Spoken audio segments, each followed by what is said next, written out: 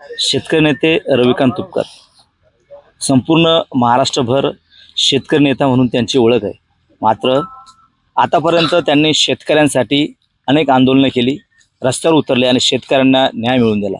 मात्र यावेळी स्वतःसाठी ते परतफेड म्हणून मतं मागतायत आणि ज्यावेळी ते प्रचाराला जातात त्यावेळेला जे हातात मिळेल ते खातायत। जसं की आता आपण बघू शकतो की प्रचाराचा शुभारंभ करण्यासाठी ते सिंदखेड राजा या ठिकाणी जात आहेत आणि रस्त्यामध्ये कुठेतरी जागा मिळाली म्हणून सोबत आणलेल्या कार्यकर्त्यांच्या सोबत आणलेल्या जी काही चटणी भाकर पोळी भाजी असेल ते खाताना आपल्याला या ठिकाणी एका शेतामध्ये दिसत आहेत। कार्यकर्ते सुद्धा या ठिकाणी त्यांच्या सोबत आहेत। थोड्याच वेळामध्ये ते सिंदखेड राजा येथील जिजाऊ यांच्या राजवाड्यासमोरून ते प्रचाराचा शुभारंभ करणार आहेत।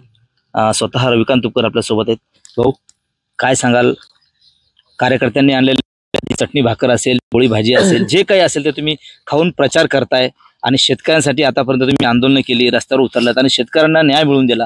मात्र आज तुम्ही त्यांच्याकडनं मतदान मागण्यासाठी तुमच्या वेळ आली।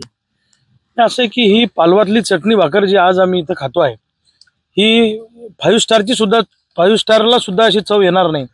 याच्यामध्ये एक गोडवा आहे, एक माया, एक प्रेम आहे। सगळे उमेदवार त्यांच्या कार्यकर्त्यांना ढाब्यावर पार्ट्या देतात, दारू देतात, मटण देतात, बोकडे कापतात। माझ्यासोबत काम करणारं जे जीवाभावाचं सैन्य आहे हे घरच्या भाकरी बांधून खाऊन घरची चटणी भाकर निवडून आणू रविकांत तुपकर असा नारा या जिल्ह्यातल्या लोकांनी दिलेला आहे। आणि रोज आम्ही सकाळी जेव्हा बाहेर पडतो तेव्हा घरच्या भाकरी खाऊन कुठेतरी रस्त्यात पालवातली ही चटणी भाकर खातो आणि प्रचाराला बाहेर पडतो। ये वाला लेते हैं। Inverter AC. आप गैम्बलर हो ना? गैम्बलर? जुआ खेलते हो ना? तुम जुआ खेलते हो? अरे नहीं, ये तो कुछ भी बोले जा रहे हैं। इतनी महंगी और नाजुक एसी खरीद कर स्टेबलाइजर नहीं लोगे तो ये जुआ नहीं हुआ तो क्या हुआ? सिर्फ एक फ्लक्चुएशन आपके इन्वर्टर एसी के पार्ट्स को डैमेज कर सकता है। उसे वी गार्ड से सुरक्षित रखिए। V guard, India's number 1 stabiliser. माझे सगळे सहकारी मला 1 रुपयाचा सुद्धा त्रास नाही, स्वतःच्या वर्गणी करून गाड्या काढतायत। तुम्ही आता ऐकलं की एका कार्यकर्त्यांनी सांगितलं की आमच्या गावातल्या 3 गाड्या तसेच फुकट द्यायला तयार आहेत प्रचाराला। अशा पद्धतीने ही लढाई आहे। ही लढाई धनशक्ती विरुद्ध जनशक्ती आहे। ढाब्यावाले विरुद्ध म्हणजे ढाब्यावर जेवण करणारे त्याच्या विरुद्ध पालवातल्या भाकरी खाणारे अशी लढाई आहे। त्यामुळे मी निश्चितपणे आमच्या हाताला शेणामुताचा वास लागलेला आहे। आम्ही शेतकऱ्यांची पोरं आहोत म्हणून ही जी लढाई आता उभी केलेली आहे ही गावगाड्यातल्या माणसांनी लढाई हाती घेतलेली आहे आणि जनता जेव्हा एखादी निवडणूक हाती घेते तेव्हा विजय आणि इतिहास घडत असतो, लक्षात ठेवा। म्हणजे एरवी निवडणूक म्हटलं की मोठा खर्च त्या ठिकाणी येतो, जसे कार्यकर्त्यांना ठिकठिकाणी जेवण असेल धाब्यावर कुठेतरी द्यावं लागतं। मात्र आपल्याकडून तसं करताना दिसत नाही, कारण की कार्यकर्ते तुमच्यासाठी चटणी भाकर जे काय असेल ते घेऊन येत आहेत। अगदी बरोबर। मला एकाही कार्यकर्त्यांनी एकाही सहकाऱ्यांनी गाडी मागितली नाही, कधी जेवण मागितलं नाही। ही लढाई आता रविकांत तुपकरची राहिलेली नाही आहे, ही लढाई बुलढाणा जिल्ह्यातल्या सामान्य जनतेची झालेली आहे आणि जनतेने ही निवडणूक ताब्यात घेतलेली आहे। मला लोक चटणी भाकरी आणून देतात, मला वर्गणी देतात। तुम्हाला मध्ये तुम्ही बघितलं असेल गोपाल शिप्पलकर नावाच्या एका शेतकरी पुत्रानं बायकोच्या गळ्यातलं मंगळसूत्र विकून मला निधी दिला।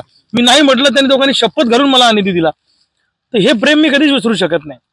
आयुष्यात पदं येतील, पदं जातील, कधी मिळतील कधी नाही मिळतील, मला त्याचं नाही दुःख नाही, परंतु लोकांचं जे प्रेम या 22 वर्षाच्या चळवळीच्या काळामध्ये माझ्या वाट्याला आलं, हे प्रेम असंच कायम राहावं आणि वृद्धिंगत व्हावं।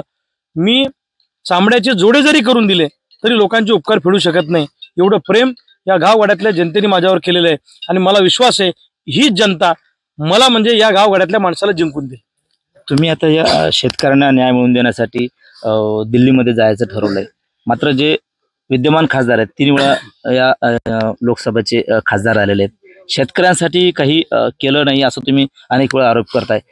मात्र जे खासदार आहेत प्रतापराव जाधव ते म्हणतात की मी शेतकऱ्यांसाठी संसदेमध्ये आवाज उठवला, शेतकऱ्यांना अनेक न्याय मिळवून दिला, रस्ते बांधले, सिंचनाचे प्रकल्प आणले, केलेत कामं त्यांनी असं वाटतं तुम्हाला? या सगळ्या फोकनाट गोष्टी आहे, खासदारांवर काही विश्वास ठेवू नका। लबाडाचा औतण जेवल्याशिवाय खरं नाही। असंच मूर्ख बनवत त्यांनी 15 वर्ष बुलढाणा जिल्ह्यातल्या जनतेला मूर्ख बनवलं, सांगण्यासारखं काही ठोस काम केलं नाही। तुम्ही बुलढाणा जिल्ह्यातल्या जनतेच्या प्रतिक्रिया घ्या, काय सभागृहात केलं त्यांनी? तुमचीच तंबाखू तुमचा चुनान मल फक्त भोकटात निवडून आणा, 15 वर्ष मूर्ख बनवलं लोकांना। सांगण्यासारखं काय केलं मला सांगा। जिगाव प्रकल्प असेल, खडकपूर्णा असेल, पेनटाकळी असेल, पद्मावती असेल, ही सगळी धरणं भारतभाऊ बोलण्याच्या काळात झालेली आहे। त्यांनी काय केलं? वैनगंगा नळगंगाचं श्रेय ते घ्यायचा प्रयत्न करतात. अहो भारतभाऊ बोंद्रेंच्या काळातला सर्वे आणि त्यांच्या काळात त्या प्रकल्पाला मंजुरात मिळाली, त्यांचा काय संबंध आहे त्याच्याशी? लेकरू आमचं नाव ठेवणार आहे. मी सांगतो प्रतापराव जाधवांची एवढी वाईट अवस्था या मतदारसंघामध्ये आहे, लोक यांच्या जवळ सुद्धा यायला तयार नाहीयेत, लोक उभं सुद्धा राहायला तयार नाहीत. आणि ते म्हणतात रविकांत तुपकरची लायकी काय? प्रतापराव जाधव म्हणजे काय ISO सर्टिफिकेट देणारी कंपनी आहे का? तुझी लायकी अमुक आहे, तुझी लायकी नाही, तुझी अमुक आहे ढमुक आहे. स्वतःची लायकी तपासावी त्यांनी. काय येतं त्यांचं वय झालं आता, खूप झालं ना आता. 15 वर्ष खासदार, 15 वर्ष आमदार, सगळं घरातच आहे ना, बाहेर कोणालाच काही नाही. निवडणूक आली की हात जोडायचे, लोकांच्या पाया पडायचं, रडणं पडणं करायचं, लोकांना मूर्ख बनवायचं. जनता आता हुशार झालेली आहे. त्यांच्याकडे किती जरी पैसा असला तरी पैशानं निवडणुका जिंकता येत नसतात, हे खासदार साहेबांनी लक्षात ठेवावं. या बुलढाणा जिल्ह्यामध्ये फाटक्या माणसाचा विजय होईल.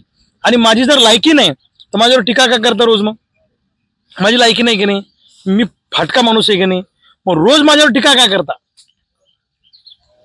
माझ्या कार्यकर्त्यांना फोन करून धमक्या का देता? स्टेटस जरी ठेवलं एखाद्याने त्याला धमकी फोन करून, व्हॉट्सअपला टाकलं तरी धमकी फोन करून. इतना मत डराव की डर भी निकल जाएगा. इतकं ना काय एखाद्या माणसाला घाबरू की लोक घाबरायचं सोडून देतील. आता लोक घाबरत नाही. तुमच्या माहितीसाठी खरंच सगळ्या लोकांनी आता एकी केलेली आहे. आणि मी तुम्हाला सांगतो बुलढाणा लोकसभेचा निकाल हा महाराष्ट्राच्या राजकारणाला दिशा देणार असेल. काय वाटतं तुम्हाला की तुम्ही शेतकऱ्यांसाठी आतापर्यंत भांडत आलात, शेतकरी पाठीमागे उभं राहतील तुमच्या? अरे प्रश्नच नाही. आज सोयाबीनला भाव नाही, मग का प्रतापराव जाधवांनी सोयाबीनला भाव मिळून दिला नाही? सत्ता तुमची आहे ना, सत्तेत आहे ना तुम्ही. का कापसाला भाव मिळून दिला नाही? का पीक विमा दिला नाही आम्हाला? का नुकसान भरपाईची रक्कम पूर्ण दिली नाही, अर्धी दिली? मजुरांसाठी काय केलं? भूमिहीनांसाठी काय केलं? त्या बचत गटाच्या महिलांना मूर्ख बनवण्याचं काम ते करत आहेत. मी तुम्हाला बचत भवन देणार. त्यांना कळलंय की माझा मतदार तुटलेला आहे, म्हणून त्या भोळ्या बबड्या बायकांना एकत्रित करून काहीतरी सांगायचं, त्यांना मूर्ख बनवायचं, असा उद्योग त्यांनी सुरू केलेला आहे. त्याही महिला हुशार आहेत. यांचं एवढी वाईट अवस्था होईल बुलढाणा लोकसभेमध्ये की तुम्ही म्हणसाल की हे कुणीकडून कसं काय झालंय. फार वाईट आहे. त्यांच्या लाथाळ आहेत, आपसात पटत नाही, त्यांच्याच मतभेद आहेत. तुम्ही जर 5-5, 10-10 वर्ष गावात जाऊन लोकांना तोंडच दाखवणार नाही, कामच तर सोडावं, तोंड तर दाखवा. एकही माणूस सांगणार नाही की यांनी हे काम केलं. त्यांच्यासोबत जे लाभार्थी लोक आहेत, ठेकेदारी करणारे किंवा त्यांच्यापासून लाभ मिळणारे, तेवढे लोक सोडले तर बुलढाणा जिल्ह्यातला कॉमन माणूस एकही सांगणार नाही की त्यांनी काही काम केलं.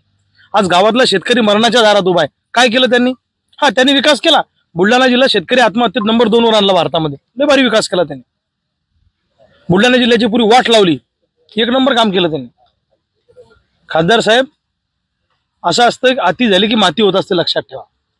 आतापर्यंत त्यांच्या विरोधात कोणी बोलत नव्हतं, आता सगळे लोक बोलायला लागले. तोंडावर बोलतात लोक, तोंडावर येऊ नका गावात असं सांगतात लोक त्यांना. आता जे महाविकास आघाडीचे उमेदवार आहेत नरेंद्र खेडेकर, ते सुद्धा या ठिकाणी रिंगणात उतरलेले आहेत, प्रचार करतायत.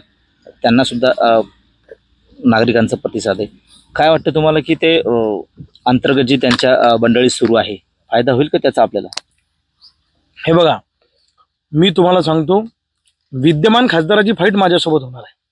माझ्यासोबत म्हणजे सामान्य लोकांसोबत होणार. मी त्यांचा प्रतिनिधी आहे. ही निवडणुकाची सगळे नेते विरुद्ध सामान्य जनता, सगळे पुढारी एका बाजूला आहे, जनता एका बाजूला आहे, अशी ही निवडणूक आहे. जनतेचा विजय होणार आहे, लक्षात ठेवा. कोणी किती तुरम खा असू द्या, कोणाजवळ किती पैसा असू द्या, हे सगळे पैशावाले लोक आहेत आता मैदानामध्ये.